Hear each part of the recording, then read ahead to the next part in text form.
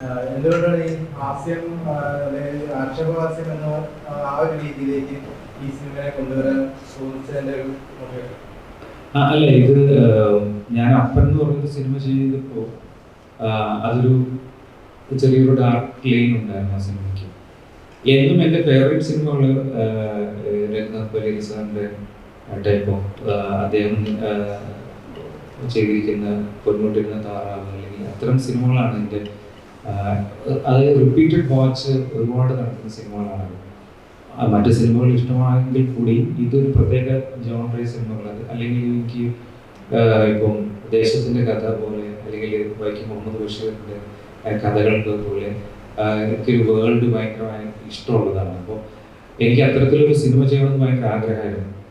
പക്ഷേ എൻ്റെ ഫസ്റ്റ് ഇത് ഞാൻ ആദ്യം എഴുതിയിരുന്ന സ്ക്രിപ്റ്റുമാണ്. അപ്പം ആദ്യ സിനിമ അത്തരമൊരു പരീക്ഷണത്തിലേക്ക് അല്ലെങ്കിൽ ഇത്രയൊരു വലിയ വൈഡായിട്ട് പറയാനുള്ള ധൈര്യമൊന്നും ഇല്ലാത്തതുകൊണ്ടാണ് ഞാനത് പിന്നീട് മാറ്റി വെച്ചത്. ഇപ്പം അത് നടന്ന് അതിന് പ്രത്യേകിച്ച് എനിക്കിപ്പോൾ ഇത്തരം കഥകൾ പറയുമ്പോൾ ഇപ്പോൾ മുഹമ്മദ് ബഷീറിൻ്റെ കഥകളൊക്കെ കേൾക്കുമ്പോൾ നമുക്ക് അതിനകത്തൊരു ഫൺ എലമെന്റ്, ഒരു ഹാസ്യം അതിനകത്ത് ലയിച്ച് കിടക്കുന്നുണ്ട്. അപ്പോൾ അത്തരത്തിൽ തന്നെയാണ് ഈ സിനിമയെ നമുക്ക് പറയേണ്ട കുറേ കാര്യങ്ങൾ എനിക്ക് തോന്നിയത് ഇത് സീരിയസ് ആയിട്ട് പറഞ്ഞതിനേക്കാളും അപ്പൻ അത്തരത്തിൽ തന്നെ പറയേണ്ട സിനിമയാണ് എനിക്ക് സീരിയസ് ആയിട്ട്. ഇത് തീർച്ചയായിട്ടും ഹാസ്യത്തിന്റെ സപ്പോർട്ടോടുകൂടി പറയേണ്ടതാണെന്ന് എനിക്ക് ഒരു തോന്നലുണ്ടായിരുന്നു നേരത്തെ. അതുകൊണ്ടാണ് അത്തരത്തിൽ തന്നെ അന്ധവിശ്വാസങ്ങളെ അടിച്ചമർത്തുന്ന ഇതാണ് അതിന്റെ ഉദ്ദേശം. മെയിനായിട്ട് കോമഡി എന്നല്ലാതെ കൂടാതെ ഇല്ല, അങ്ങനെയൊന്നുമില്ല. അന്ധവിശ്വാസങ്ങൾ ആരും പ്രൊമോട്ട് ചെയ്യുന്നില്ല ഒരു സ്ഥലത്തും. എനിക്ക് തോന്നുന്നില്ല ആർക്കും താല്പര്യമുണ്ട്.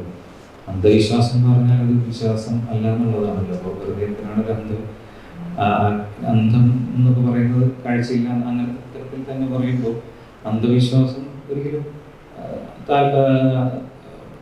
നമ്മൾ സപ്പോർട്ട് ചെയ്യുന്ന അല്ലെങ്കിൽ നമ്മളതിനെ എൻകറേജ് ചെയ്യുന്ന ഒരു സംഭവമായിട്ട് എനിക്ക് തോന്നിയിട്ടില്ല. ഇത് അങ്ങനെ ഇത് ഒരു ഈ നാട്ടിൽ വിശ്വാസമുണ്ട്, അന്ധവിശ്വാസമുണ്ട്, സ്നേഹമുണ്ട്, പ്രണയമുണ്ട്, ചിരിയുണ്ട്, എല്ലാം ഉണ്ട്. അപ്പോൾ ഒരു മനുഷ്യന്റെ ഒരു നാട്ടിലേക്ക് നമ്മൾ ക്യാമറ വെച്ച് നോക്കിയാൽ ഇത് എല്ലാ സ്ഥലത്തും സംഭവിക്കുന്ന കാര്യങ്ങൾ ജസ്റ്റ് നമ്മൾ പറഞ്ഞതേ ഉള്ളൂ. അതിലല്ലാതെ അതിന് നെഗറ്റീവായിട്ട് കാണിക്കുന്ന ഒന്നുമില്ല. ഇത് നമ്മൾ നെഗറ്റീവായിട്ടൊന്നും പറയുന്നില്ല, ഈ വിശ്വാസത്തിന് പോസിറ്റീവായിട്ട് പറയുന്നില്ല, ഒന്നും പറയുന്നില്ല. അത് പിന്നെ പ്രേക്ഷകർക്ക് എങ്ങനെ വേണമെങ്കിലും എടുക്കാം, അവർക്ക് തോന്നുന്ന രീതിയിൽ എങ്ങനെ വേണമെങ്കിലും നിങ്ങൾക്ക് വ്യാഖ്യാനിക്കാം എന്നുള്ള തരത്തിൽ. ഇപ്പം ഞാനൊരു സിനിമ ചെയ്തിട്ട് ഞാൻ ഇതാണ് ഉദ്ദേശം പറയാനൊന്നും ആഗ്രഹിക്കുന്നില്ല. ഇത് നിങ്ങളുടെ സിനിമയാണ്, നിങ്ങൾക്ക് എങ്ങനെ വേണമെങ്കിലും എടുക്കാം, വ്യാഖ്യാനിക്കാം. അപ്പനാണെങ്കിലും അതുപോലെ തന്നെ ഈ പരിപാടിയിലാണെങ്കിലും കോമൺ ആയിട്ട് കാണുന്ന ചില മനുഷ്യരുടെ ഉള്ളിലുള്ള ചില സ്വഭാവങ്ങൾ അത് നന്നായിട്ട് പുറത്തേക്ക് ആവിഷ്കരിച്ചിട്ടുണ്ട്. സിനിമയില് നമ്മൾ പുറത്തേക്ക് അറിയുന്നുണ്ട് അതിന്റെ ഉള്ളിൽ ഇതായിരുന്നു എന്നുള്ളത്. അത് ആ തരത്തിലൊക്കെ ചിന്തിച്ചു തന്നെയാണോ ശരിക്കും സിനിമ? ഞാൻ സാധാരണ എഴുതുന്ന സമയത്ത് നമുക്ക് ചിലപ്പോൾ ചില പരിചിതങ്ങളായ ആളുകളിലേക്കൊക്കെ ഞാൻ വയ്ക്കും, ഇയാളായിരുന്നെങ്കിൽ എങ്ങനെയായിരിക്കും അയാൾ ബിഹേവിയർ. അപ്പം അത്ര ഡീറ്റെയിലിംഗ് ആയിട്ട് എല്ലാ കഥാപാത്രങ്ങളിലേക്കും പോകും. ഇപ്പം അപ്പൻ എഴുതുന്ന സമയത്ത് ഞാനും ജയകുമാറും കൂടിയാണ് എഴുതിയത്. അപ്പോൾ ആ സമയത്ത് ഞങ്ങൾ ഓരോ കഥാപാത്രങ്ങളിലേക്കും പോകും. ഇട്ടി എന്ന് പറഞ്ഞ കഥാപാത്രം അപ്പൻ്റെ കഥാപാത്രത്തിൽ നിന്ന് ഞങ്ങൾ നോക്കും, അയാളുടെ പോയിന്റ് ഓഫ് വ്യൂ ഇയാൾ എങ്ങനെയായിരിക്കും, ഇത്ര ചുറ്റുമുള്ള നാലാളുകൾ എങ്ങനെയായിരിക്കും കാണുക, ഇയാളോട് എങ്ങനെ ബിഹേവ് ചെയ്യും, അയാളോട് എങ്ങനെ ബിഹേവ് ചെയ്യും എന്ന് കൃത്യമായി സ്റ്റഡി ചെയ്തിരുന്നു. അപ്പോൾ തിരിച്ചും അങ്ങോട്ട് ഓരോ കഥാപാത്രങ്ങളിലും ഇങ്ങനെ നോക്കിയിരുന്നു. അതേപോലെ തന്നെയാണ് ഇപ്പോൾ പെരുമാനിയിൽ വരുമ്പോഴും ഇവർ ഏതൊക്കെ ക്യാരക്ടേഴ്സ് തമ്മിലാണ് ബന്ധപ്പെടുന്നത്. അപ്പം അത്തരത്തിൽ അവരുടെ ഉള്ളിലുള്ള സംഭവം മറ്റയാൾ എങ്ങനെ കാണുന്നു എന്നുള്ള സംഗതികളൊക്കെ നമ്മൾ ഡീറ്റെയിൽ ആയിട്ട് പഠിച്ചിട്ട് തന്നെയാണ്. പിന്നെ കൃത്യമായ ഓരോ ക്യാരക്ടേഴ്സിനും ഒരു ഗ്രാഫ് വേണമെന്ന് ഒരാളുണ്ടായിരുന്നു. വെറുതെ ആളുകളെ ഒരു തമാശ പറയാനൊന്നും പ്ലേസ് ചെയ്യരുത് എന്നുള്ളൊരു തീരുമാനം ആദ്യത്തിലുണ്ടായിരുന്നു. മുസ്ലിം കമ്മ്യൂണിറ്റിയോടെയാണല്ലേ കഥ മുന്നോട്ട് പോകുന്നത്. അപ്പൊ അത് എത്രത്തോളം റിസർച്ച് വേണ്ടിയിരുന്നു? കാരണം അന്ധവിശ്വാസങ്ങളെ എടുത്ത് കാണിക്കുന്നത് മുസ്ലിം കമ്മ്യൂണിറ്റിയുടെ അല്ലെങ്കിൽ കഥ മുന്നോട്ട് പോകുന്നത്. അപ്പൊ അതിലൂടെ അന്ധവിശ്വാസം എടുത്ത് കാണാൻ വേണ്ടിയിട്ട് എത്രത്തോളം റിസർച്ച് വേണ്ടി? ഞാൻ മുസ്ലിം വിശ്വാസിയായിട്ടുള്ള ഒരാളാണ്. അപ്പം ഞാൻ എൻ്റെ നാട്ടിലോ അല്ലെങ്കിൽ എൻ്റെ പരിചിതമായ നാടുകളിലോ കണ്ട സംഗതികളൊക്കെ തന്നെയാണ്. അതിന് തെറ്റായിട്ടൊന്നും അല്ല ഇതിൻ്റെ സിനിമ. നിങ്ങൾ സിനിമ കാണുമ്പോൾ നമുക്ക് മനസ്സിലാവും അത് തെറ്റായിട്ടൊന്നും അല്ല നമ്മൾ പറയുന്നത്. അന്ധവിശ്വാസം ഉണ്ട്, അവിടെ വിശ്വാസവും ഉണ്ട്, രണ്ടും ഉണ്ട്. അത് ശരിയോ തെറ്റോ എന്നൊന്നും നമ്മൾ പറയുന്നില്ല. അതൊക്കെ പ്രേക്ഷകർ തീരുമാനിക്കേണ്ട ഒരു സംഭവമാണ്. അവർക്ക് തോന്നണം ഇത് ശരിയായിരുന്നു ഞാൻ ചെയ്തിരുന്നത്, അല്ലെങ്കിൽ ഇതാണോ ശരി അതാണോ ശരി എന്ന് അവർ തീരുമാനിച്ചോട്ടെ. അപ്പൊ നമ്മളതിന്റെ പ്ലസും മൈനസും പറയുന്നുണ്ട്. ഡീറ്റെയിലേക്ക് പോകാനായിട്ട് തീർച്ചയായിട്ടും എനിക്ക് പരിചിതങ്ങളായ സംഭവങ്ങളൊക്കെ തന്നെയാണ് ഞാൻ ഇതിനകത്ത് ഉൾപ്പെടുത്തിയിരിക്കുന്നത്. അതിനകത്ത് എക്സ്ട്രാ സ്റ്റഡിയൊന്നും വേണ്ടിയൊന്നുമില്ല. ഞാൻ ചെറുപ്പകാലങ്ങളിൽ മുതൽ ഞാൻ കണ്ടു ശീലിച്ച സംഭവങ്ങൾ തന്നെയാണ് പറഞ്ഞിട്ടുള്ളത്. ഈ കഴിഞ്ഞ ഇടയ്ക്ക് വന്ന 3 സിനിമകൾ, ആട്ടമാണെങ്കിലും അതുപോലെ തന്നെ സോമന്റെ കൃതാവ്, അതുപോലെ ഇപ്പൊ ഈ പെരുമാനി എന്ന് പറയുന്ന 3 സിനിമകളിൽ വെച്ച് നോക്കി കഴിയുമ്പോൾ പൊതുവായ ഒരു സ്വഭാവം എന്ന് പറഞ്ഞു കഴിഞ്ഞാൽ എന്തെങ്കിലും ഒരു കുട്ടികൾക്ക് വരെ ഒരു മെസ്സേജ് കൊടുക്കുന്ന, എന്തെങ്കിലും ഒരു നല്ല മെസ്സേജ് കൊടുക്കുന്ന ഒരു സ്വഭാവമാണ്. അപ്പൊ അതങ്ങനെ തിരഞ്ഞെടുക്കുന്നതാണോ അതോ വന്നു തരുന്ന കഥകളൊക്കെ അങ്ങനെ മാറുന്നതാണോ? തിരഞ്ഞെടുക്കുന്നില്ല, ഞാൻ തിരഞ്ഞെടുക്കപ്പെടുകയാണ്. ഈ പറയുന്ന പോലെ ഇവര് നമ്മളെ തിരഞ്ഞെടുത്തിട്ട് ഞാൻ ക്രൈറ്റീരിയ അല്ല, മെസ്സേജ് കൊടുക്കുക എന്ന ക്രൈറ്റീരിയ എനിക്കില്ല. പിന്നെ അപ്പനെ സംബന്ധിച്ച് നേരത്തെ മജു പറയുന്നതിനോട് ഞാൻ പെരുമാനിയെ സംബന്ധിച്ച് ആഡ് ചെയ്യാൻ വേണ്ടിയിട്ട് എനിക്ക് മജുവിനെപ്പോഴും നല്ല റൈറ്ററായിട്ട് തോന്നുന്ന കാര്യം, ഒരിക്കലും ഒരു മെസ്സേജ് എന്ന് പറഞ്ഞിട്ട് നമ്മളെ സിനിമയിലൊന്നും പറഞ്ഞിട്ടില്ല. ഒരു കഥയാണ് പറഞ്ഞത്, അല്ലെങ്കിൽ ഒരു കഥാപാത്രത്തിന്റെ സാഹചര്യമായിരിക്കും എന്തായിരിക്കും ആ മെസ്സേജ് വന്നു ചേരുന്നതാണ്, ഓർഗാനിക്കായിട്ട് വന്നു ചേരുന്നത്. നമ്മൾ എപ്പോഴും മെസ്സേജ് നമ്മൾ പറയുന്നത് അത് ഏത് ആർട്ട് ഫോമിൽ കൂടെ നമ്മൾ പറഞ്ഞു കഴിഞ്ഞാൽ അത് ഭയങ്കര ആലോചനമാണ് അല്ലെ. അപ്പൊ അത് ഞാൻ അങ്ങനെ ഒരു മെസ്സേജ് കൺവേ ചെയ്യാൻ ഉള്ളൊരു ബാധ്യത ഒരു സിനിമക്കുണ്ടെന്ന് ഞാൻ ഒരിക്കലും വിശ്വസിക്കുന്നില്ല. We are story tellers. നമ്മളൊരു കഥ പറയുന്നു, മെസ്സേജ് പലപ്പോഴും ബൈ പ്രൊഡക്റ്റ് ആകുക എന്നുള്ളതാണ്. ഒട്ടും നമ്മളെ എല്ലാ ഗംഭീര സിനിമകളും ഒരു മെസ്സേജ് കൊടുക്കുന്ന സിനിമകൾ, അല്ലെങ്കിൽ മെസ്സേജ് കൊടുക്കുക എന്ന് പറയുന്നത് പ്രൊപ്പഗാൻഡയായി മാറി. മെസ്സേജ് കൊടുക്കാൻ വേണ്ടിയിട്ട് ഒരു പടത്തിൽ അഭിനയിച്ചിട്ടുണ്ട്. ഞാനല്ല, ആ സംവിധായകൻ ഇപ്പൊ പ്രഭുവിന്റെ മക്കളെന്ന സിനിമ എടുക്കുകയുണ്ടായി. അതൊരു നമ്മളെ സിനിമയാണ്. അത് പ്രൊപ്പഗാൻഡ സിനിമയാണ്, അത് മെസ്സേജിന് വേണ്ടിയിട്ട് അദ്ദേഹം എടുത്ത സിനിമയാണ്. വേറെ സിനിമകളിലൊന്നും അങ്ങനെ നമുക്കൊരു ക്രൈറ്റീരിയ അല്ല, മെസ്സേജ് പലപ്പോഴും വന്ന് ചേരുന്നതാണ്.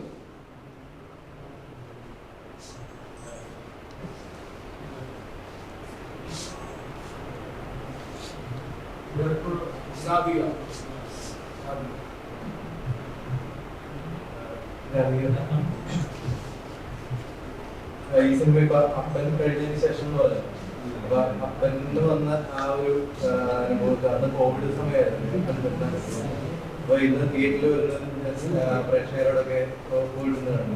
അപ്പൊ അതിന്റെ വ്യത്യാസം എന്താണെന്നുള്ളത് തോന്നി?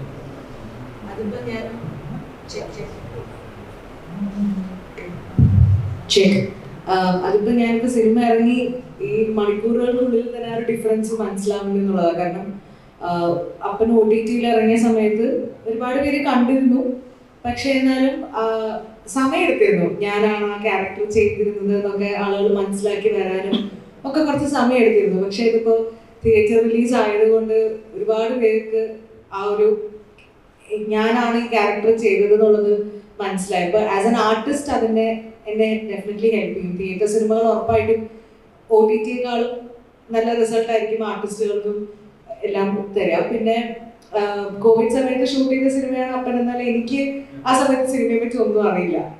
അപ്പനായിരുന്നു എൻ്റെ ഫസ്റ്റ് മൂവി. എനിക്ക് സിനിമ എൻ്റെ പ്ലാനിലും ഇല്ലാതിരുന്നൊരു സമയമായിരുന്നു. അപ്പൊ മൈചേട്ടൻ വിളിച്ചു, മൈചേട്ടൻ പറഞ്ഞിരുന്ന പോലെ തന്നെ ഞാൻ ചെയ്തു എന്നുള്ളതല്ലാതെ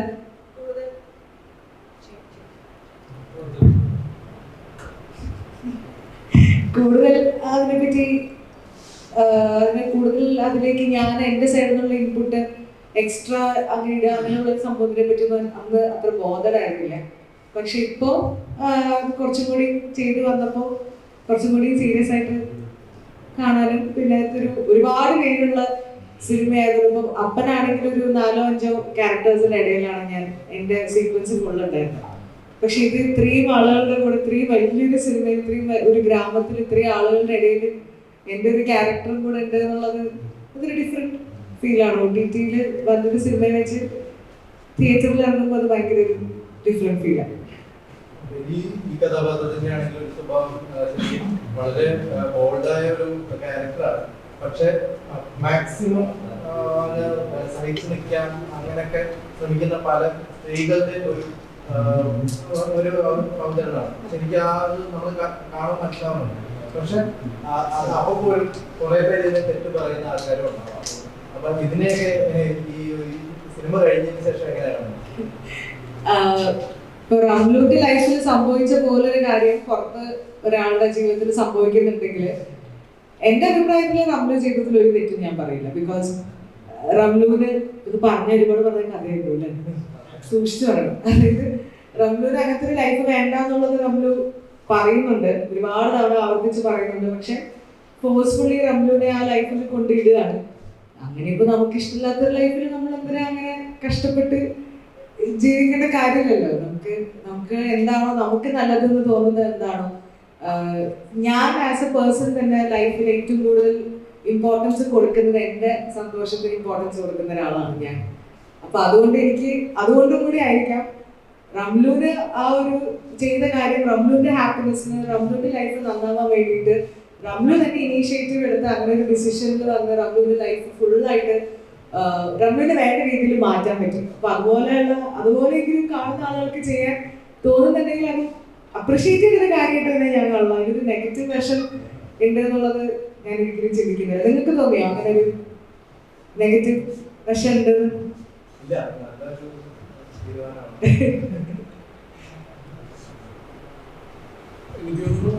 മജു ഈ സിനിമയെ കൂടെ പ്രശസ്തമായിട്ടുള്ള ഒരു കാര്യമായിട്ട് എനിക്ക് ഫീൽ ചെയ്തു. ഒരു പ്രേക്ഷകൻ എന്നുള്ള നിലയിൽ, അതായത് ആത്യന്തികമായിട്ട് നിങ്ങൾക്കൊരു ജീവിതമേ ഉള്ളൂ. അത് നിങ്ങൾക്ക് ഇഷ്ടമുള്ളതുപോലെ ജീവിക്കാൻ സാധിക്കും. അപ്പോൾ നമ്മളെ സംബന്ധിച്ച് ഈ പറയുന്നത് സൊസൈറ്റിയുടെ ഒരു പരിപാടി നമ്മൾ നോക്കാവുകയും ഒരു കറക്റ്റഡ് ഓപ്പർച്യൂണിറ്റി വന്നപ്പോൾ റംലു അത് പൊളിച്ച് പുറത്തേക്ക് വരികയും റംലുവിന് ഇഷ്ടപ്പെടുന്ന ഒരു ജീവിതത്തിലേക്ക് റംലുവിന് എന്ത് ചെയ്യാൻ പറ്റുന്നു എന്ന് പറയുന്ന ഭയങ്കര ഒരു ഹോപ്പിലാണ് സിനിമ അവസാനിക്കുന്നത്. അപ്പോൾ മഞ്ജുവിന്റെ ആ റൈറ്റിംഗിന്റെ സ്കില്ലുണ്ടല്ലോ, അത് ഭയങ്കര അപ്രീഷിയേറ്റ് ചെയ്യേണ്ടതാണ്.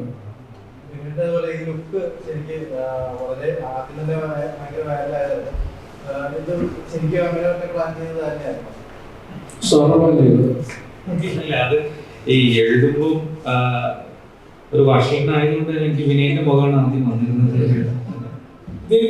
ഇന്റർവ്യൂ പറയോ, അയാളെ ഇന്റർവ്യൂ ചെയ്യുന്നത് വളരെ ഭയങ്കര എന്നെ പുകഴ്ത്തിയൊക്കെ സംസാരിക്കുന്നു. വിനയുടെ ആ ലുക്ക് വൈറലായി വലിയ ആക്ടർ എന്നൊക്കെ പറഞ്ഞിട്ട് എങ്കിലും ഇളവേ ഞാൻ മനസ്സിൽ ആലോചിച്ചപ്പോ തന്നെ ഒരു ഭക്ഷണമാണല്ലോ. അപ്പൊ തന്നെ ഞാൻ ആലോചിച്ചപ്പോ വിനയുടെ മുഖം വന്നത് മാനസികാവസ്ഥ ആലോചിച്ചു. അല്ല, ഈ എനിക്ക് ഇങ്ങനത്തെ ഒരു മുടി വേണം. ഞാൻ പല സിനിമകളിൽ ഇങ്ങനെ കണ്ടിട്ടുണ്ട്, ഞാൻ പുറത്തെ സിനിമകളിൽ കണ്ടിട്ടുണ്ട്. ഈ ഇത്തരത്തിലുള്ള മുടി അല്ലെങ്കിൽ ഒരു സ്വർണ്ണപ്പല്ല്, പിന്നെ അതിനകത്തൊരു മറുക്, ഇതൊക്കെ ഇയാൾക്ക് മാച്ച് ആവുന്ന ഞങ്ങൾ കുറെ നോക്കിയിരുന്നു, കുറെ വരച്ചു. അതൊക്കെ ഡ്രോയിങ്സ് ഒക്കെ കഴിഞ്ഞതിന് ശേഷമാണ് ചൂസ് ചെയ്ത് ഇയാൾക്ക് മാച്ച് ആവുന്നുള്ളതുകൊണ്ടാണ് എനിക്ക് തോന്നുന്നത് വെച്ചാൽ നമുക്കിപ്പോൾ ഒരു കഥാപാത്രം കൊടുക്കുമ്പോൾ അയാളുടെ ലുക്കിൽ തന്നെ നമുക്ക് ആദ്യം കോൺട്രിബ്യൂട്ട് ചെയ്യാൻ പറ്റിയ കുറെ ഏരിയ നമ്മൾ സേഫ് ആണ്. അപ്പം അത് ഇവർക്കും ക്യാരക്ടേഴ്സിനും ഭയങ്കര സപ്പോർട്ട് ഇല്ല. അല്ല, അത് ഒരു നമുക്ക് ഇരട്ടി ഇത് കിട്ടുമല്ലോ പ്രതിഫലം. സീരിയസ്ലി ഈ പറയുന്ന പോലെ മജു അങ്ങനെ ലുക്ക് ക്രിയേറ്റ് ചെയ്തപ്പോൾ തന്നെ നമ്മൾ ഒരു 50% നമ്മൾ രക്ഷപ്പെട്ടു. കാര്യം അയാളെ കാണുമ്പോൾ തന്നെ ഒരു കൗതുകത്തിൽ നമ്മൾ പകുതി വട്ടമായി പോകും, ബാക്കി പകുതി പണി എടുത്താൽ. അപ്പൊ മജുവിന്റെ ഈ സിനിമയെ ബന്ധപ്പെട്ട് ഇപ്പൊ ഒരാളുടെ ലുക്ക് ആണെങ്കിലോ അല്ലെങ്കിൽ ഒരാളുടെ കോസ്റ്റ്യൂം ആണെങ്കിലോ ആർട്ട് ആണെങ്കിലോ അല്ലെങ്കിൽ ക്യാമറ ആംഗിൾസോ എല്ലാത്തിലും മജുവിന് വളരെ കൃത്യമുള്ള ധാരണ ഉണ്ടായിരുന്നു. അത്രയും നല്ല രീതിയിലെല്ലാം എടുത്തു വെച്ചു. പക്ഷെ എനിക്ക് അരഞ്ഞാണത്തിന്റെ മാത്രം കുറച്ച് അരോചകമായിട്ട് തോന്നി. കാരണം നല്ല നല്ല ഒരു സിനിമയില് അതിന്റെ ആവശ്യം ഉണ്ടായിരുന്നു എന്ന് എനിക്ക് തോന്നി. എല്ലാവർക്കും അങ്ങനെ തോന്നിയിട്ടുണ്ടാവില്ല. ഞാൻ ചോദിച്ചു പറയാൻ പോയില്ല. ഇല്ല, എനിക്കത് എനിക്ക് തോന്നിയിട്ടില്ല. എനിക്കത് വേറൊരു തരത്തിലൊന്നുമല്ല എന്റെ ട്രീറ്റ്മെന്റ്. അത് ഞാൻ അതിന്റെ കൂടുതൽ കാര്യങ്ങളൊന്നും ഡിസ്കസ് ചെയ്യില്ല. സിനിമ കാണാൻ ഒരുപാട് ആളുകളൊക്കെ സിനിമ കാണുമ്പോൾ കാര്യം അങ്ങനെ ഒരു വിഷയം ഇല്ലായിരുന്നെങ്കിൽ ഇതിങ്ങനെ സംഭവിക്കുമായിരുന്നു എന്നൊരു ചിന്തയുണ്ട്. അതൊരു മെയിൻ പ്ലോട്ട് ചേഞ്ച് ആണ്. അതില്ലെങ്കിൽ സിനിമ ഇല്ലാന്നാണ് എനിക്ക് തോന്നുന്നത്. ഈ സിനിമ കണ്ടപ്പോൾ ഏറ്റവും കൂടുതൽ ഞാൻ ശ്രദ്ധിച്ചൊരു കാര്യം ഇതിൽ ആർട്ട് ഡിപ്പാർട്ട്മെന്റ് ആണ്. അപ്പൊ അതിൽ ഇതിലൊക്കെ യൂസ് ചെയ്യുന്ന കളേഴ്സ് ആണെന്നുണ്ടെങ്കിൽ കോസ്റ്റ്യൂം ആണെന്നുണ്ടെങ്കിൽ ഇപ്പോൾ വീട്ടിൽ യൂസ് ചെയ്യുന്ന ചെറിയ ചെറിയ കാര്യങ്ങൾ എന്താണെന്നുണ്ടെങ്കിൽ ഒരു ഡിഫറെൻറ്റ് ടൈപ്പ് ഓഫ് കാര്യങ്ങളാണ് ചെയ്തിട്ടുള്ളത്. എന്തുകൊണ്ടാണ് അങ്ങനത്തെ ഒരു പാറ്റേൺ തിരഞ്ഞെടുക്കുന്നത്? ഇല്ല, ഇത് പെരുമാറി എന്തായാലും ഇപ്പോ ഞാൻ പറഞ്ഞല്ലോ കൊണ്ടുപോയിട്ട് അറിവ് പോലത്തെ സിനിമകളൊക്കെ തന്നെയാണ് എൻ്റെ റെഫറൻസ്. അപ്പൊ എനിക്കൊരു വേൾഡ് ക്രിയേറ്റ് ചെയ്യണമെന്നുണ്ടായിരുന്നു. അപ്പൊ അവിടെ നമുക്ക് എന്താണ് ഒരു ഡിഫറെന്റ് ആയിട്ട് നമുക്ക് അവിടെ കാണിക്കാൻ പറ്റുക എന്നുള്ളതുണ്ടായിരുന്നു. അപ്പോൾ അങ്ങനെ ചിന്തിക്കുമ്പോഴാണ് നമ്മൾ ആദ്യം കളേഴ്സിലേക്ക് പോകും. പിന്നെ സിനിമാറ്റോഗ്രാഫി നമുക്ക് ഇത്തരം ആംഗിൾസ് ഉപയോഗിക്കാം, ഭയങ്കര വൈഡ് ലെൻസസ് ഉപയോഗിക്കണം. ഈ അപ്പം ചെയ്യുമ്പോൾ നമ്മളൊരു വീടിന്റെ കഥ പറഞ്ഞിരുന്നു. അപ്പൊ അതിന് ഞാൻ കൂടുതൽ ഉപയോഗിച്ചിരുന്നത് ക്ലോസ് ഷോട്ട്സ് ഒക്കെ തന്നെയാണ്. അതിനകത്ത് മേജറായിട്ട് വരുന്ന ഇമോഷൻസ് ആയിരുന്നു. അപ്പൊ അതുകൊണ്ട് ക്ലോസ് റേഞ്ചിലുള്ളതായിരുന്നു. അപ്പം അതിൽ നിന്ന് മാറി ഗ്രാമത്തിലേക്ക് വരുമ്പോഴത്തേക്കും അത്ര വൈഡ് ലെൻസസും ഞങ്ങൾക്ക് ഒരുപാട് കഥാപാത്രങ്ങൾക്ക് വരണം. അപ്പം അത്ര ആംഗിൾസ് ഉപയോഗിക്കണം, പലതരം കളേഴ്സ് ഉപയോഗിക്കണം. ഈ നാട് പ്രത്യേക തരം നാടാണെന്ന് നമുക്ക് ഫീൽ ചെയ്യിക്കുക എന്നുള്ള ഒരു അർത്ഥത്തിൽ തന്നെയാണ്. അപ്പോൾ വണ്ടികൾക്കാണെങ്കിലും പ്രത്യേകതരം കളറുകൾ, കോസ്റ്റ്യൂംസ് പ്രത്യേക തരം. അപ്പൊ അങ്ങനെ പ്ലാൻ ചെയ്ത് തന്നെ ചെയ്തതാണ്. അപ്പൻ എന്ന സിനിമ തന്നെ അറിയാം, വളരെ സീരിയസ് ആയിട്ടുള്ള ഇമോഷണൽ ഒരു സിനിമയാണ്. അപ്പന്റെ മകന്റെ വേഷം പറയുന്നത് വളരെ സീരിയസ് ആയിട്ടുള്ള കഥയാണ്. അതിൽ നിന്ന് മാറി പെരുമാറി കുറച്ച് സബ്ജക്ട് ചെയ്യുന്ന സമയത്ത് ഇത് ക്ലിക്കാവും. അല്ലെങ്കിൽ അപ്പൻ നമ്മുടെ അപ്പനൊരു ഇമേജ് ഉണ്ട്, വളരെ വലിയൊരു ഇമേജ് ആണ്. അതേ സിനിമ അതിൽ നിന്ന് എന്തെങ്കിലും ഡിഫറെന്റ് ആയിട്ട് ഈ ഒരു സിനിമ എനിക്ക് പേടിയുണ്ടാവും. പേടിയുണ്ട്, പക്ഷെ എനിക്ക് പരീക്ഷണങ്ങൾ ചെയ്യണമെന്ന് എനിക്ക് ഭയങ്കര ആഗ്രഹമായിരുന്നു. ഈ അപ്പൻ സത്യത്തില് നല്ല പരീക്ഷണമായിരുന്നു. അത് വായിച്ചപ്പോൾ ആദ്യം കുറെ ആളുകളൊക്കെ എന്നോട് പറഞ്ഞു ഇതൊക്കെ ചെയ്താൽ ഇവിടുത്തെ പ്രേക്ഷകർ സ്വീകരിക്കുമെന്നൊക്കെ പറയുന്നുണ്ടായിരുന്നു. പ്രത്യേകിച്ച് അതിന്റെ ഇന്റർവൽ സീക്വൻസിൽ വരുന്ന സംഭവമൊക്കെ. അപ്പം അത് പക്ഷെ എനിക്ക് തന്നൊരു കോൺഫിഡൻസ് ഉണ്ട്. നമുക്ക് പരീക്ഷണങ്ങൾ ചെയ്യാനും കാണാത്ത കഥകൾ കാണിക്കുവാനും അല്ലെങ്കിൽ ഇവിടെ പറയാൻ മടിക്കുന്ന കാര്യങ്ങൾ കാണിക്കുവാനും ചെയ്യുവാനൊക്കെ ഇവിടെ ആളുകൾ സ്വീകരിക്കുന്നുള്ള ഒരു കോൺഫിഡൻസും ഒരു ധൈര്യമൊക്കെ എനിക്ക് വന്നിരുന്നു. അപ്പം അതുകൊണ്ട് തന്നെയാണ് ഇപ്പം പെരുമാനിലേക്ക് വരുമ്പോഴും എനിക്ക് ഇതിനകത്തും അത്തരത്തില് നമ്മൾ ആളുകൾ പറയാത്ത കഥകളും ഇതൊക്കെ നമ്മൾ പറയാൻ ശ്രമിച്ചിട്ടുണ്ട്. അപ്പം ഇതൊരു അപ്പന്റെ വിജയ ഒരു ബാധ്യത തന്നെയായിരുന്നു. പക്ഷെ എനിക്ക് ഇതിന്റെ കോൺടാക്റ്റിലും ഭയങ്കര വിശ്വാസമായിരുന്നു. പിന്നെ എന്റെ ആക്ടേഴ്സിലും എനിക്ക് ഭയങ്കര വിശ്വാസമായിരുന്നു. അവര് എല്ലാവരും ഇഷ്ടപ്പെടുത്തും എന്ന് എനിക്കറിയായിരുന്നു.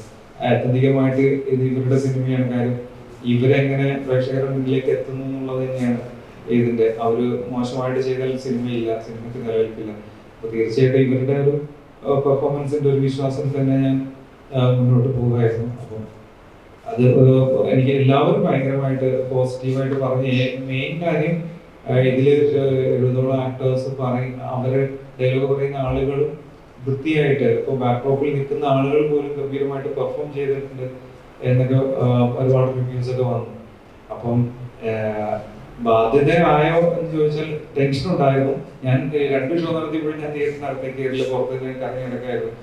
പക്ഷെ റിവ്യൂസ് വരുമ്പോൾ ഭയങ്കര സന്തോഷമുണ്ട്. ആക്സെപ്റ്റ് ചെയ്ത് അറിഞ്ഞാലും വളരെ സന്തോഷമുണ്ട്.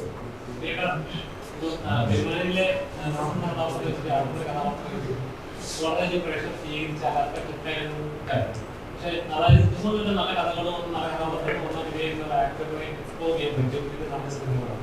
ശരിക്കും അങ്ങനത്തെ കഥകൾ വരുന്നില്ല, അല്ലെങ്കിൽ ഇങ്ങനത്തെ കഥകൾ ചൂസ് ചെയ്യപ്പെടുന്നത് വളരെ തോന്നുന്നു.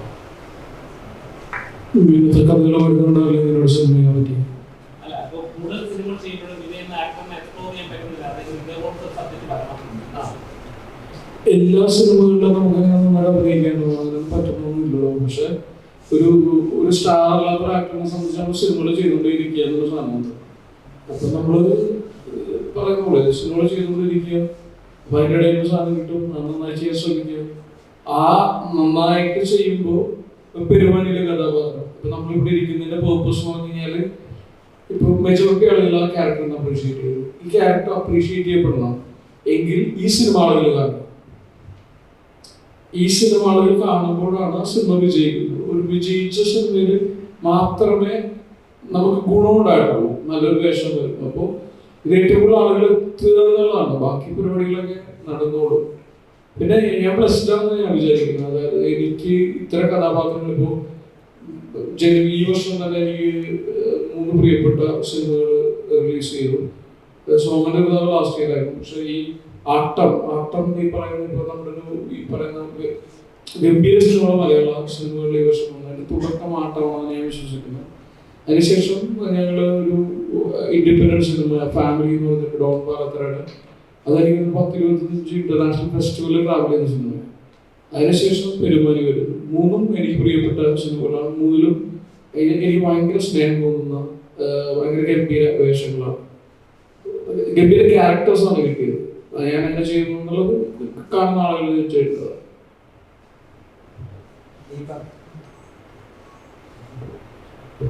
ആദ്യമായിട്ടാണ് ഒരു ഫുൾ ലെങ്ത്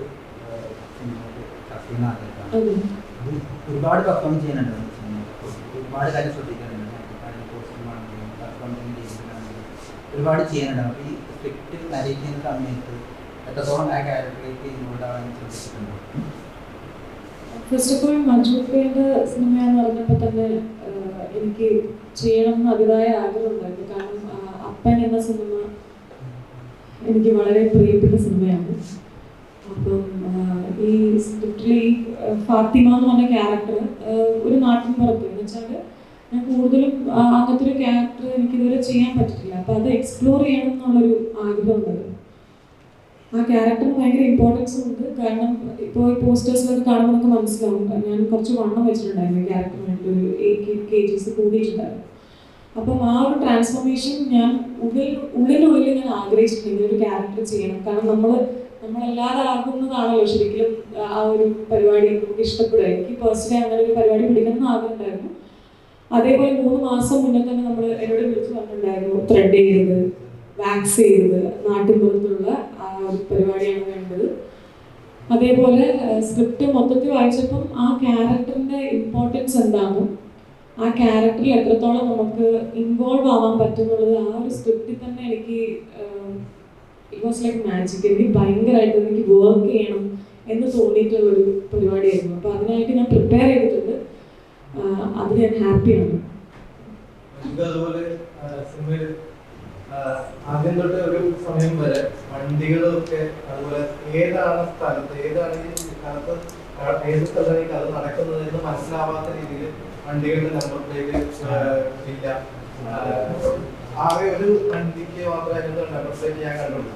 അപ്പൊ അതൊക്കെ ഏത് സ്ഥലമാണ്, ഏത് സ്ഥലത്തിന്റെ അങ്ങനെ ഒരു സ്ഥലത്തിന്റെ കഥയാണെന്ന് പറയാൻ പിന്നീട് വരുന്നത് സാഹചര്യം ഉണ്ടാക്കുന്നത് വിചാരിച്ചിട്ട് അങ്ങനെ ഒരു സംസാരിക്കുന്ന ഏതോ ഒരു നാടെന്നുള്ള ഒരു കോൺസെപ്റ്റ് തന്നെയായിരുന്നു അത്. കൃത്യമായൊരു നാടൊന്നുമില്ല. അപ്പോൾ ഞങ്ങൾ ആക്ടേഴ്സിനോട് പറഞ്ഞിരുന്നു വെച്ചിട്ടുണ്ടെങ്കിൽ നിങ്ങൾക്ക് ഇഷ്ടമുള്ള രീതിയിൽ സംസാരിക്കാൻ, പ്രത്യേക സ്ലാങ് പിടിക്കണമെന്നൊന്നുമില്ല. പിന്നെ ഒരു കംഫർട്ടബിൾ ആയിട്ടുള്ള വിനയൊക്കെ ചെയ്തെന്ന് വെച്ചിട്ടുണ്ടെങ്കിൽ അവർക്ക് ആ ഒരു രീതിയിൽ സംസാരിക്കുമ്പോൾ കിട്ടുന്നൊരു ഫണ്ണുണ്ട്. അപ്പോൾ അതൊക്കെ വേണ്ടിയിട്ടാണ് വിനയൊക്കെ ചെയ്തത്. ഇവർക്ക് അതിനുള്ള ഫ്രീഡം ഉണ്ടായിരുന്നു. നമ്മൾ നാടും എവിടെയാണ് ഒന്നും നമ്മൾ കൃത്യമായിട്ട് പ്ലാനില്ല. അപ്പോൾ അതുകൊണ്ട് തന്നെ അതൊക്കെ എവിടെയുണ്ട് അത് നമുക്ക് കാണിക്കുന്ന സംഭവങ്ങളാണല്ലോ ഈ നമ്പർ പ്ലേറ്റ് കാര്യങ്ങളൊക്കെ. അതുകൊണ്ടാണ് അതൊക്കെ ഒഴിവാക്കിയത്. ഇതിന്റെ ലുക്ക് ഒരു ഫംഗ്ഷൻ വന്നപ്പോൾ ഇന്ന് റോഡിലൊക്കെ വളരെ സന്തോഷത്തോടെ ചിരിച്ച് അട്രാക്ട് ചെയ്തു. ഇതൊക്കെ എന്ത് തോന്നുന്നു? അന്നത്തെ ട്രോള് നോക്കിയില്ല. എനിക്ക് അങ്ങനെ വലിയ പ്രശ്നമൊന്നുമില്ല. വേറെ നെഗറ്റീവ് ട്രോൾസ് ഉണ്ടായില്ല. അല്ലെങ്കിൽ നമ്മളെ ഉപദ്രവിക്കുന്ന പോലെയുള്ള ട്രോളുകളൊന്നും ഉണ്ടായിരുന്നില്ല. അത് ഞാൻ നേരത്തെ പറയാം, നമ്മൾ ഈ കമേഴ്ഷ്യൽ സിനിമകൾ അഭിനയിക്കുന്ന ഒരാളായതുകൊണ്ട് ഈ പോപ്പുലാരിറ്റി ഭയങ്കര ഇമ്പോർട്ടൻ്റ് ആണ്. നമ്മളെ സിനിമകൾ അഭിനയിച്ച് വീട്ടിൽ പോയിരുന്നു കഴിഞ്ഞാൽ പിന്നെ അത് വീട്ടിൽ തന്നെ ഇരിക്കാൻ പറ്റും. നമ്മൾ ഈ പോപ്പുലർ ആയിരിക്കുക, നമ്മൾ ആളുകളുടെ ഇടയിലുണ്ടാവുക, ആളുകൾ എപ്പോഴും നമ്മളെ കണ്ടുകൊണ്ടിരിക്കുക എന്ന് പറഞ്ഞൊരു പരിപാടിയുണ്ട്. അപ്പോൾ എൻ്റെ ആ ഒരു ഏരിയ തന്നെ ഭയങ്കര വീക്കുക. ഞാനങ്ങനെ സിനിമയിൽ അഭിനയിക്കും, വീട്ടിൽ പോകും, ആരെങ്കിലും എന്നെ വിളിച്ച വീട്ടിൽ സിനിമയിൽ അഭിനയിക്കും, അങ്ങനത്തെ ഒരു അവസ്ഥയിൽ കൂടെ പോകുന്ന ഒരാളാണ്. അപ്പോൾ എന്നെ സംബന്ധിച്ച് എനിക്കത് ഭയങ്കര ഹെൽപ്ഫുൾ ആയിരുന്നു. ആകെയുള്ള ആഗ്രഹം ഇപ്പോൾ ആ ഉണ്ടായൊരു പോപ്പുലാരിറ്റി ഇപ്പോൾ കിട്ടിയ കുറച്ചുകൂടെ നന്നായിരുന്നു എന്ന് വിചാരിച്ചു.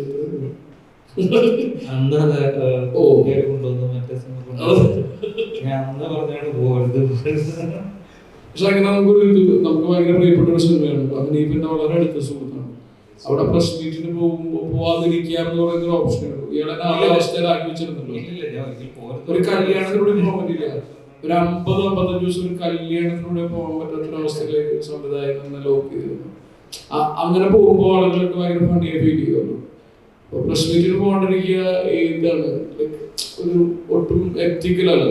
നമ്മൾ ബീങ് എ പ്രൊഫഷണൽ നമ്മൾ അവര് എല്ലാത്തിനും കൂടെ ഉള്ള പൈസ ഒക്കെയാണല്ലോ നമുക്ക് തരുന്നത്. ശരിക്കും ബോസാക്കോടെ നമുക്കായിരുന്നു കൂടുതൽ പ്രൊമോഷൻ ഏറ്റവും കൂടുതൽ പ്രൊമോട്ട് ചെയ്തത് ഇയാളാണ്. ഇയാൾക്ക് ഭയങ്കര സൂപ്പർ ടാലന്റഡ് ഡയറക്ടർ. അല്ലാതെ പെരുമാനിനെ കുറിച്ച് അന്ന് നമുക്ക് പറയാനുള്ള സ്പേസ് ഉണ്ടാക്കി തന്നിരുന്നു.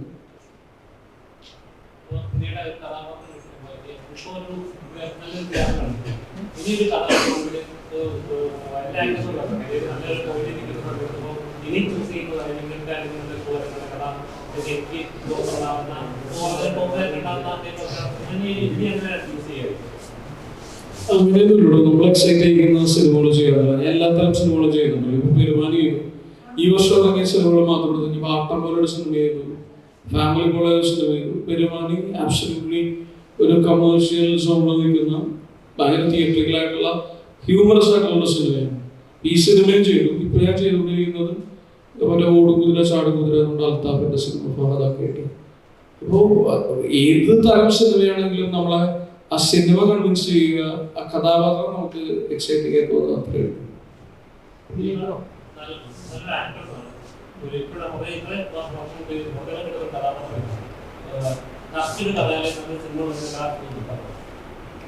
Thank you so much for the compliment.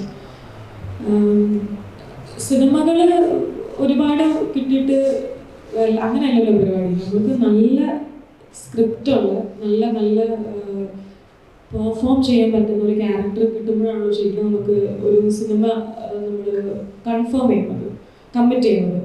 അപ്പം ഞാൻ ഒരുപാട് സിനിമകൾ അങ്ങനെ ചെയ്യണമെന്നല്ല, നല്ല പെർഫോം ചെയ്യാൻ പറ്റുന്ന ഒരു ക്യാരക്ടർ കിട്ടുകയാണെങ്കിൽ ഡെഫിനറ്റ്ലി ഞാൻ ഓക്കെ പറയും. അതിനൊരു ഉദാഹരണമാണ് പെരുമാനി.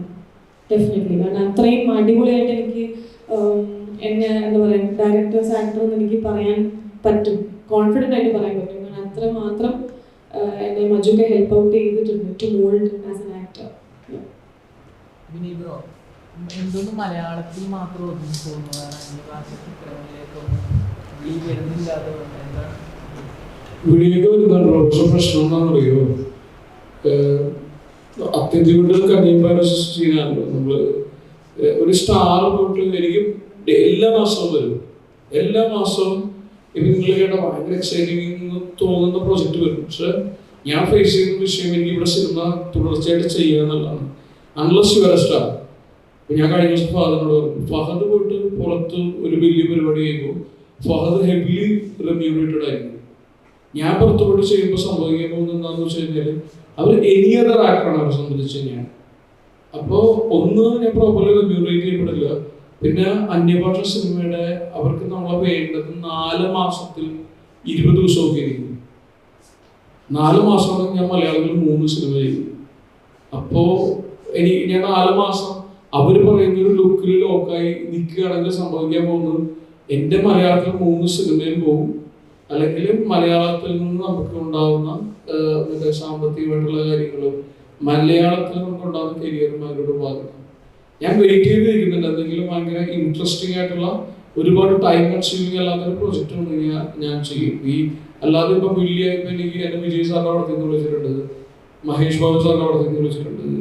അതായത് ബീസ്റ്റ് പോലെയുള്ള സിനിമകൾ അങ്ങനെ പറയാൻ കുറേ അല്ലെങ്കിൽ സീരീസ് വിളിച്ചിട്ടുണ്ട്. പക്ഷെ ഇതിൻ്റെയൊക്കെ ഫേസ് ചെയ്യുന്ന വിഷയമാണ് നമ്മൾ ഒട്ടും റെമ്യൂണറേറ്റ് ചെയ്യപ്പെടില്ല. അതായത് മലയാള സിനിമ കിട്ടുന്ന പൈസ കൂടി അവർ നമുക്ക് തരില്ല. പക്ഷെ അവർക്ക് നമ്മളിൽ നിന്ന് വേണ്ട ഡ്യൂറേഷൻ ഓഫ് ടൈം, അതായത് ചിലപ്പോൾ അങ്ങനെ ഒരു ഫിക്സ് ടൈം ഒന്നുമില്ല.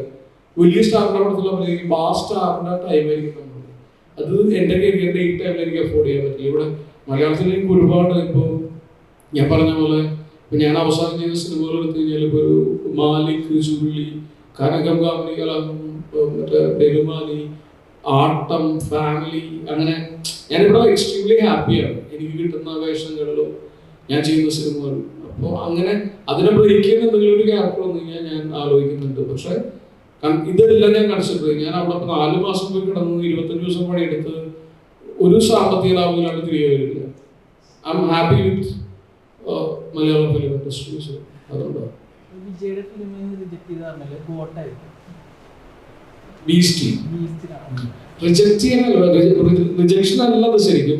അപ്പൊ എന്നോട് ഡയറക്ടർ വന്നു, എന്നോട് ചെന്നൈയിൽ ചെല്ലാൻ പറഞ്ഞു. എനിക്ക് ചെന്നൈയിൽ പോകാൻ പറ്റില്ല, കാര്യം ഞാൻ ചെയ്യുന്ന ചെറിയ സിനിമകളാണല്ലോ. അപ്പൊ ഞാൻ 30 ദിവസം ഷൂട്ട് എന്ന് പറഞ്ഞു കഴിഞ്ഞാൽ 30 ദിവസം ഞാൻ അവിടെ ഉണ്ടാവണം. എന്നിട്ട് നെൽസൺ എന്ന് പറഞ്ഞ ഡയറക്ടർ എന്നോട് സൂമിൽ വരാൻ പറഞ്ഞിട്ട് ഞാനും അദ്ദേഹം കൂടെ ഒരു അരമണിക്കൂർ പുള്ളിക്ക് ഫുൾ ക്യാരക്ടർ ഡീറ്റെയിലിംഗ് പരിപാടിയൊക്കെ പറഞ്ഞ് ഞങ്ങൾ സംസാരിക്കുകയൊക്കെ ചെയ്തു. പക്ഷെ അൾട്ടിമേറ്റ്ലി ഈ പറയുന്ന പോലെ ഒരു റെമ്യൂണറേഷൻ്റെ പരിപാടിയൊക്കെ വരുമ്പോൾ നമുക്ക് സാധാരണ ഒരു മലയാള സിനിമ കിട്ടുന്ന റെമ്യൂണറേഷൻ കൂടി പലപ്പോഴും തരാൻ പറ്റില്ല. നമ്മൾ അതും കൂടെ ആലോചിക്കണം. അവർ 100-100 ചില്ലാനും കോടി രൂപയുടെ സിനിമ ചെയ്തിട്ട് നമ്മളിവിടെ കുഞ്ഞു സിനിമകൾ ചെയ്യുമ്പോൾ നമ്മൾ അതിൽ കൂടുതൽ റെമ്യൂണറേറ്റ് ചെയ്യപ്പെടുന്നു എന്നുള്ളത് ഫാക്ടറില്ല. അപ്പോൾ നമ്മളുടെ വാല്യൂബിൾ ആകുക എന്നുള്ളതാണ് ഞാൻ മനസ്സിലാക്കുന്നത്. നമ്മൾ വിലയുള്ള ഒരാളാകുമ്പോൾ നമ്മൾ ഉദ്ദേശിക്കുന്ന വില തന്നവരെ വിളിക്കും. അപ്പോൾ ആ ടൈം വരെ വെയിറ്റ് ചെയ്തിട്ട് ഇവിടെ പീസ്ഫുൾ ആയിട്ട് നമ്മുടെ സുഹൃത്തുക്കളെയൊക്കെ പടവും ചെയ്ത് ഹാപ്പി ആയിട്ട് ജീവിക്കുക. അത്യന്തികമായിട്ട് ലൈഫാണ്. പീസ്ഫുൾ ആയിട്ട് വർക്ക് ചെയ്യാൻ പറ്റുക എന്ന് പറയുന്നത് എനിക്കിങ്ങനെ ഞാൻ അത്ര അംബീഷ്യസ് ആണെന്ന് എനിക്ക് സംശയമുണ്ട്. ഇപ്പൊ ഈ അതായത് ഈ ഒരു കാറ്റഗറിയിൽ പെടുന്ന സിനിമകൾ, അതായത് നമ്മുടെ ലുക്മാന്റെ തന്നെ അതായത് ഒരു പ്രേക്ഷകരുടെ നല്ല കണ്ടന്റിൽ ഞങ്ങൾക്ക് ഭയങ്കര വിശ്വാസമാണ്. ആളുകള് ഒരു കാരണവശാലും എനിക്ക് പറയില്ല എന്നുള്ള വിശ്വാസമുണ്ട്. ആളുകൾക്ക് ഇഷ്ടപ്പെടാതെ പോകില്ല എന്നുള്ള ഭയങ്കര വിശ്വാസമുണ്ട്. പക്ഷേ ഇത് ആളുകൾ കാണുന്നുണ്ടോ എന്നുള്ളത് മാത്രമാണ്. ഇപ്പോൾ ആളുകൾ ആദ്യം കണ്ട് അവരുടെ റിവ്യൂസ് ഒക്കെ ഷെയർ ചെയ്ത് ഫ്രണ്ട്സിലേക്കും ഫാമിലിയിലേക്കും ഷെയർ ചെയ്യപ്പെട്ടാൽ തീർച്ചയായിട്ടും സിനിമ സക്സസിലേക്ക് പോകും തന്നെയാണ് വിശ്വാസം. ഇതൊരു കൃത്യമായ ഫാമിലി ഓഡിയൻസിന് വേണ്ടിയിട്ടുള്ള ഒരു ഫൺ സിനിമ തന്നെയാണ്. ഭയങ്കര ഡിഫറെൻ്റ് ആയിട്ടുള്ള കുറേ പ്രത്യേകതരം കാരിക്കേച്ചർ സ്വഭാവമുള്ള ക്യാരക്ടേഴ്സുകളുണ്ട് ഒരുപാട്. പുറത്തിറങ്ങിയ കാക്കു കൊത്തുന്ന ആളുകൾ, അപ്പോൾ അവർക്ക് അങ്ങനെ വരുന്ന പല ടൈപ്പ് ഓഫ് ആളുകളുണ്ട് ഇതിനകത്ത്. അപ്പോൾ അതൊക്കെ എന്തായാലും ഫാമിലി ഓഡിയൻസിന് ഉറപ്പായിട്ട് ഇഷ്ടപ്പെടും എന്നുള്ള പൂർണ്ണ കോൺഫിഡൻസ് ഞങ്ങൾക്കുണ്ട്. പിന്നെ നിങ്ങൾ പോയി കാണുക എന്നുള്ളത് തന്നെയാണ് ഞങ്ങൾ ആഗ്രഹിക്കുന്നത്. മസ്റ്റായിട്ട് നിങ്ങൾ പോയി വാച്ച് ചെയ്യാൻ നിങ്ങൾക്ക് ഇഷ്ടപ്പെടും, ഒരു സംശയമില്ല.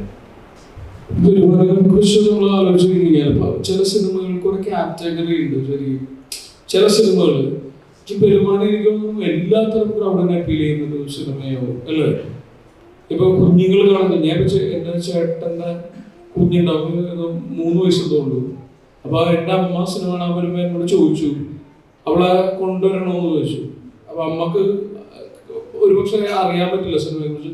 നമ്മൾ ധൈര്യമായിട്ട് കൊണ്ടുവന്നോളാം പറഞ്ഞു. കാര്യം അവർക്ക് ഭയങ്കര അപ്പീലിംഗ് ആയിരിക്കും. ഇപ്പൊ ഈ ആട്, കോഴി, ആമ, മറ്റേ 2D പരിപാടി, പിന്നെ കുറെ കാർട്ടൂൺ ക്യാരക്ടർ, അമ്പൂട്ടി, കുഞ്ഞുകുട്ടി, അങ്ങനെ കുഞ്ഞുങ്ങളെ അപ്പീൽ ചെയ്യുന്ന കുറെ ഒരുപാട് ഫാക്ടേഴ്സ് ഉണ്ട്. അറ്റ് ദ സെയിം ടൈം എന്നും സേഫ് ആയിട്ടുള്ള ഒരു ജോണറാണ്. ഇപ്പൊ നമ്മൾ ഭയങ്കര ടെൻഷനായി നിൽക്കുമ്പോൾ അല്ലെങ്കിൽ നമുക്ക് സുഖമില്ലാത്തൊരവസ്ഥയിൽ നമ്മൾ സിനിമ ആണെന്ന് വിചാരിച്ചത് എനിക്കൊരു തമാശ പടം കാണാനേ പറ്റുള്ളൂ. അല്ലെങ്കിൽ ഞാൻ യൂട്യൂബിൽ പോയിട്ട് ഈ ലെജൻഡറി ആയിട്ടുള്ള നമ്മുടെ ജഗതി ചേട്ടനും ഇന്നസെന്റ് ചേട്ടനും മാമുക്കായൊക്കെ അങ്ങനത്തെ ആളുകളുടെ കോമഡിയല്ലേ നമ്മൾ കാണുക. നമ്മൾ ഓക്കെ ഒരു അടിപ്പടം കാണാമെന്നോ അല്ലെങ്കിൽ ഒരു ഇന്റൻസ് പടം കാണാമെന്ന് പറഞ്ഞിട്ട് നമ്മൾ ചെയ്യില്ല. അപ്പൊ പെരുമാനിയുടെ സ്ട്രെങ്ത് ഞാൻ കാണുന്നതും അല്ലെങ്കിൽ പെരുമാനിയുടെ ഒരു ഹോപ്പ് ഞങ്ങൾക്ക് എന്താണെന്ന് വെച്ച് കഴിഞ്ഞാൽ സിനിമയുടെ ജോണർ തന്നെയാണ്. സിനിമ കണ്ടിട്ട് എല്ലാവരും നമ്മളോട് പറയുന്ന കാര്യം അത് തന്നെയാണ്. ഇപ്പൊ എനിക്ക് മെസ്സേജ് ഇൻസ്റ്റാഗ്രാമിൽ വന്നുകൊണ്ടിരിക്കുന്നുണ്ട് കുറെ. ഇങ്ങനെ ഒരു 3-4 മെസ്സേജ് ഇങ്ങനെ ഞാൻ താൻ ഭയങ്കര ചിരിപ്പിച്ചു അല്ലെങ്കിൽ സിനിമ കൊണ്ട് ചിരിച്ചു മരിച്ചു എന്നൊക്കെ പറയുന്നത്. അവിടെയാണ് പ്രതീക്ഷ. ജനറലി അല്ലേ ഒരു 50 ഒരാൾ ചിരിക്കുകയാണെന്നുണ്ടെങ്കിൽ ആ പടം ഹിറ്റ് ആകണം. ഇപ്പോ ഓൺലൈനിലൂടെ വരുന്ന എല്ലാ റിവ്യൂസും, ഇപ്പൊ നമ്മുടെ മുഖ്യധാര മാധ്യമങ്ങളിൽ വരുന്ന എല്ലാ റിവ്യൂസും ഭയങ്കര പോസിറ്റീവാണ്. അതായത് വളരെ സീരിയസ് ആയിട്ട് സിനിമയെ വിലയിരുത്തുന്ന ഓൺലൈൻ മാധ്യമങ്ങൾ മുതൽ എല്ലാവരും, അപ്പോൾ സാധാരണ ഓഡിയൻസ് വരെ ഭയങ്കര പോസിറ്റീവായിട്ട് പറയുന്നു. അപ്പോൾ ഇത് ഈ സിനിമയിൽ ഒരു കലാമൂല്യമുണ്ട്, ഒപ്പം ഒരു എന്റർടൈൻമെന്റും നമ്മൾ ഇതിനകത്ത് ചെയ്തിട്ടുണ്ട്. അപ്പോൾ അതുകൊണ്ട് എല്ലാവർക്കും എല്ലാ തരത്തിലും ഇഷ്ടപ്പെടും ഈ സിനിമ, അത് ഒരു സംശയമില്ല. പക്ഷെ നിങ്ങളൊന്ന് ട്രൈ ചെയ്യണം. അതാണ് ഞങ്ങൾ വീണ്ടും വീണ്ടും പറഞ്ഞുകൊണ്ടിരിക്കുന്നത്. ഞങ്ങളൊരു ഗംഭീരമായ ഒരു സൂപ്പർ സ്റ്റാർസ് ഇല്ല, ഒരു സൂപ്പർ ഡയറക്ടർ ഇല്ല. അപ്പം അതുകൊണ്ട് തന്നെ കാണാതെ പോകരുത് ഈ സിനിമ.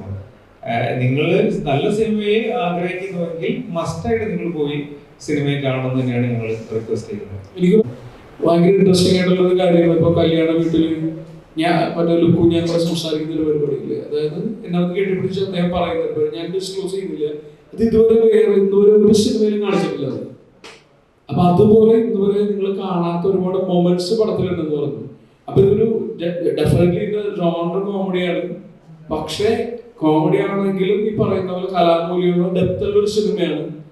നിങ്ങൾ കാണാത്ത ഒരുപാട് കാര്യങ്ങൾ ഈ സിനിമയിലുണ്ട്. അങ്ങനെ അപ്പൊ അതുകൊണ്ട് തന്നെ ഈ സിനിമ ഒരു കാറ്റഗറിയിലുള്ള സിനിമയല്ല. ഈ സിനിമ എല്ലാ തരം ക്രൗഡിനെ അപ്പീൽ ചെയ്യുന്ന സിനിമയാണെന്നാണ് നമ്മൾ വിശ്വസിക്കുന്നത്. ഞങ്ങൾ പരമാവധി കൗതുകങ്ങൾ ഒളിപ്പിച്ച് വെച്ചിട്ടുണ്ട്. നിങ്ങൾ എല്ലാ സീനിലും നിങ്ങൾക്ക് എന്തെങ്കിലും കൗതുകം നിങ്ങൾക്ക് ഫീൽ ചെയ്യും. അത് തന്നെയാണ് ഞങ്ങൾക്ക് തരാൻ പറ്റുന്ന ഗ്യാരണ്ടി. അപ്പോൾ മസ്റ്റായിട്ട് എല്ലാവരും സിനിമ വാച്ച് ചെയ്യണം തന്നെയാണ് ഞങ്ങളുടെ ആഗ്രഹം. തീർച്ചയായിട്ടും നിങ്ങൾ അതിന് സപ്പോർട്ട് ചെയ്യുക.